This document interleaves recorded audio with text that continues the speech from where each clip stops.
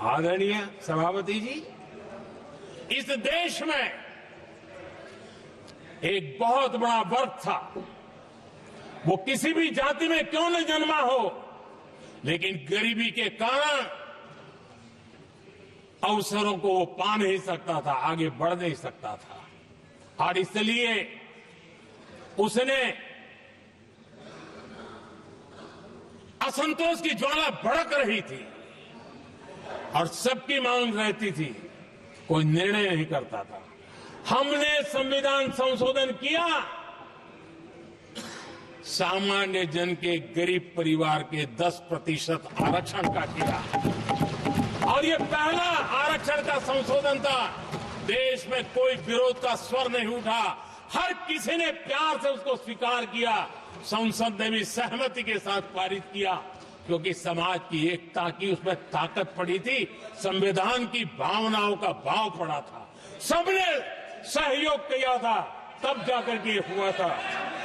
आदरणीय सभापति जी, जी हां, हमने भी संविधान में संशोधन किए हैं, लेकिन हमने संविधान में संशोधन किया महिलाओं को शक्ति देने के लिए।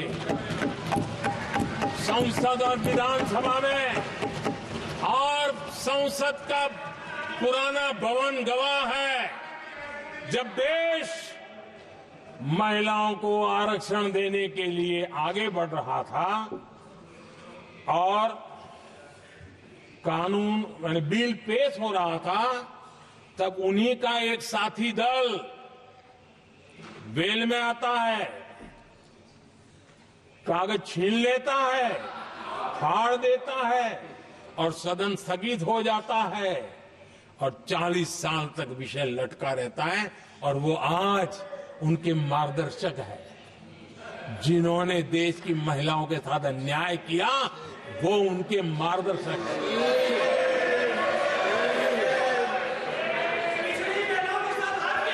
आदरणीय सभापति जी,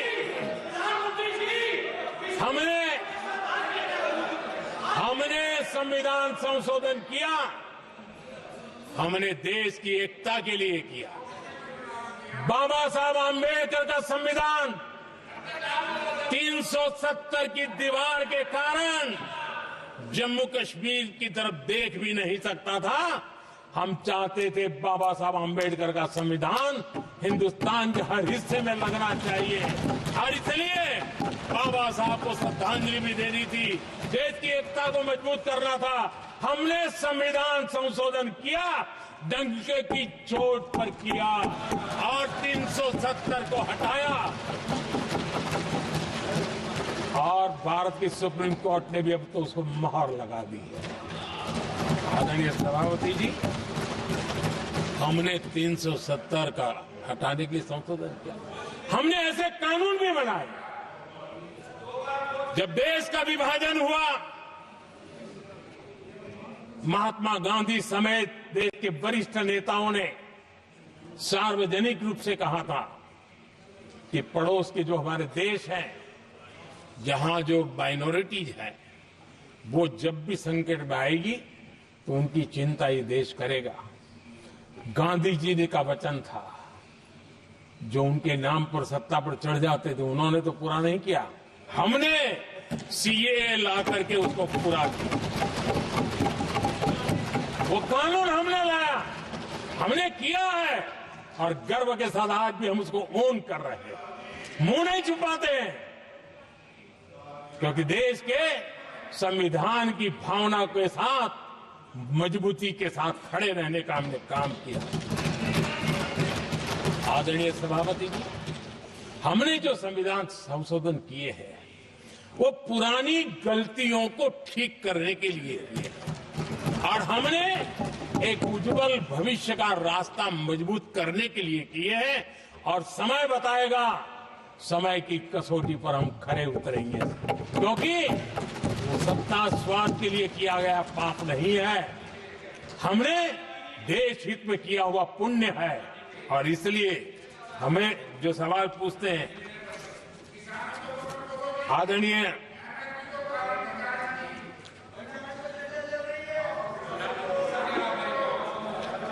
सभापति जी, यहां संविधान पर अनेक भाषण हुए, अनेक विषय उठाए गए। हर एक की अपनी मजबूरियां होगी, राजनीति कुछ न कुछ करने के लिए कुछ करते होंगे,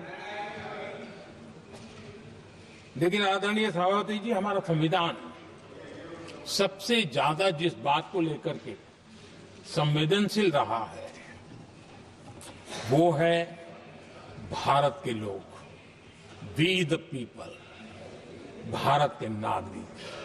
संविधान उनके लिए है, उनके हितों के लिए है, उनके कल्याण के लिए है, उनकी गरिमा के लिए है, और इसलिए संविधान भारत के कल्याणकारी राज्य के लिए हमें दिशा निर्देश देता है।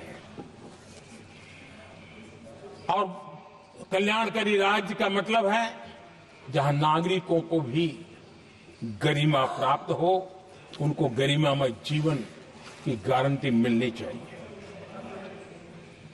हमारे कांग्रेस के साथियों को एक शब्द बहुत प्रिय है,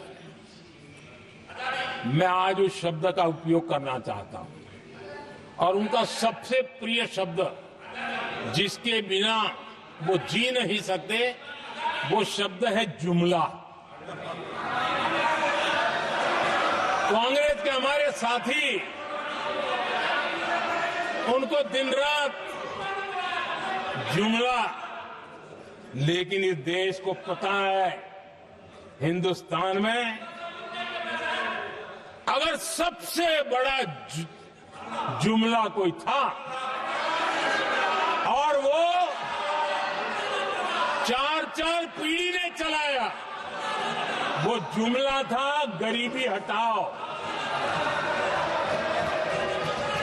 ये ऐसा जुमला था, ये गरीबी हटाओ ऐसा जुमला था, उनकी राजनीति की रोटी तो सिकती थी, लेकिन गरीब का हाल ठीक नहीं होता था। आदरणीय सभापति जी, जरा कोई मुझे कहे आजादी के इतने सालों के बाद क्या एक डिग्निटी के साथ जीने वाले परिवार को क्या उसे टॉयलेट भी उपलब्ध नहीं होना चाहिए? क्या आपको ये काम करने की फुर्सत नहीं मिली?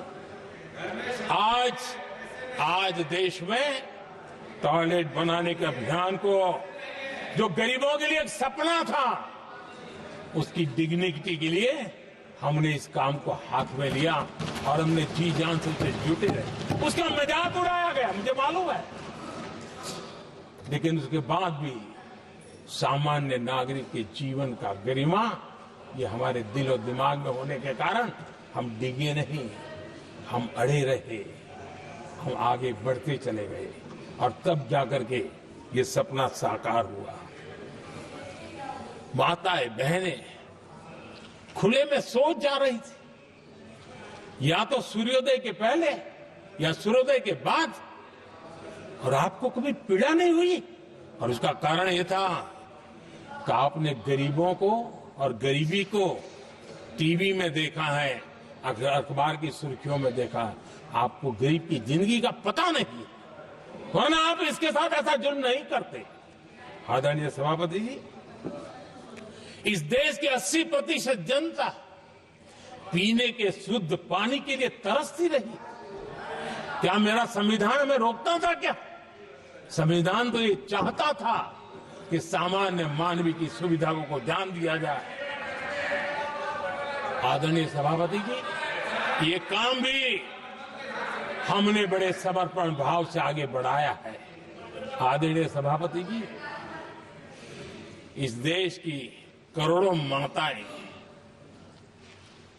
चूल्हे में खाना पकाना और धुएं से आंखें लाल, कहते हैं कि सैकड़ों सिगरेट का धुआं खाना पकाते हैं तब धुआं शरीर में जाता है। उन माताओं बहनों की आंखें लाल होती थी, इतना नहीं, उनका शरीर स्वास्थ्य खत्म हो जाता था। उनको धुएं से मुक्ति का काम, और 2013 तक क्या चर्चा चलती थी, 9 सिलेंडर देंगे कि 6 सिलेंडर देंगे। इस देश ने देखते ही देखते हर घर तक गैस का सिलेंडर पहुंचा दिया, क्योंकि हमारे लिए हर नागरिक 70 साल के बाद जो बेसिक सुविधाएं हैं उसकी तरफ, आदरणीय सभापति जी, अगर हमारा गरीब परिवार दिन रात मेहनत करके गरीबी से बाहर निकलने के लिए कोशिश करता है, बच्चों को पढ़ाना चाहता है, लेकिन घर में एक बीमारी आ जाए तो उसका सारा प्लान बेकार हो जाता है, पूरा परिवार की सारी मेहनत पानी में चली जाती है। क्या इन गरीब परिवारों के इलाज के लिए कुछ आप सोच नहीं सकते थे? 50-60 करोड़ देशवासियों को मुफ्त इलाज मिले।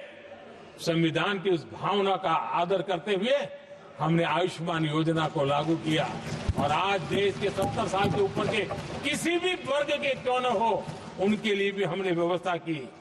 आदरणीय सभापति जी, जरूरतमंदों को राशन देने की बात और उसका भी मजाक उड़ाया जा रहा है।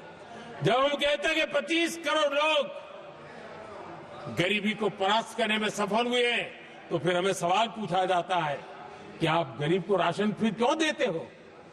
आदरणीय सभापति जी, जो गरीबी से निकल के आया ना उसे पता होता है कि अस्पताल में भी एक पेशेंट स्वस्थ होने के बाद जब छुट्टी देते हैं ना तो डॉक्टर भी कहता है कि आप घर जाइए, तबीयत ठीक है, ऑपरेशन अच्छा हुआ है, लेकिन महीने पर ये जरा संभालना, ये मत करना, क्योंकि पेशेंट दोबारा तकलीफ में ना आए, गरीब दोबारा गरीब न बने, इसलिए उसका हैंड होल्डिंग जरूरी है और इसलिए हम मुफ्त राशन दे रहे हैं।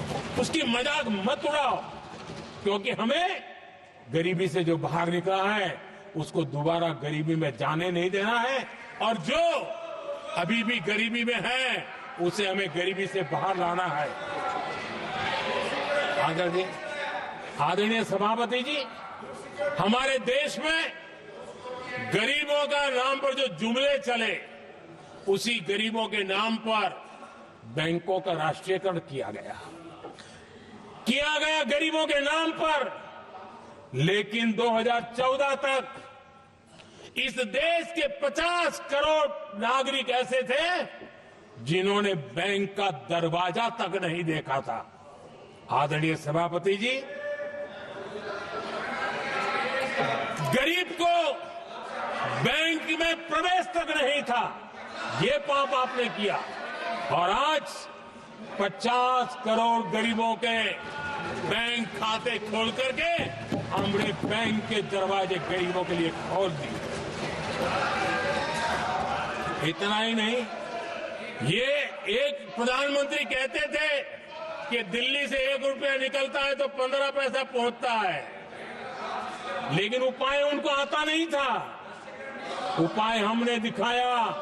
आज दिल्ली से 1 रुपया निकलता है, 100 के 100 पैसे गरीब के खाते में जमा होते हैं। क्यों? हमने बैंक का सही इस्तेमाल क्या करना, बैंक का सही उपयोग क्या करना। माननीय सदस्य मोबाइल नहीं देखें। आदरणीय सभापति जी, बिना गारंटी के ऋण देश के अंदर जिन लोगों को बैंक के दरवाजे तक जाने की इजाजत नहीं थी, आज स्थापित सरकार का संविधान के प्रति जो समर्पण है ना, आज बिना गारंटी वो बैंक से लोन ले सकता है। ये ताकत हमने गरीब को दी है। आदरणीय सभापति जी, गरीबी हटाओ का जुमला इसी के कारण जुमला बनकर के रह गया। गरीब को इस मुश्किल से मुक्ति मिले, ये हमारा बहुत बड़ा मिशन है और ये हमारा संकल्प है और हम इसके लिए दिन रात एक कर रहे हैं। जिनको कोई नहीं पूछता, इनको मोदी पूजता है। आदरणीय सभापति जी, दिव्यांगजन हर दिन संघर्ष करता हमारा दिव्यांगजन, अब जाकर के हमारे दिव्यांग को फ्रेंडली इंफ्रास्ट्रक्चर मिले, उसकी व्हीलचेयर आगे तक जाए, ट्रेन के डिब्बे तक जाए। ये व्यवस्था दिव्यांगजन के लिए करने का हमारे दिल में तब आया क्योंकि समाज के दबले कुचले वंचित लोगों की चिंता करना हमारे मन में था, तब हुआ।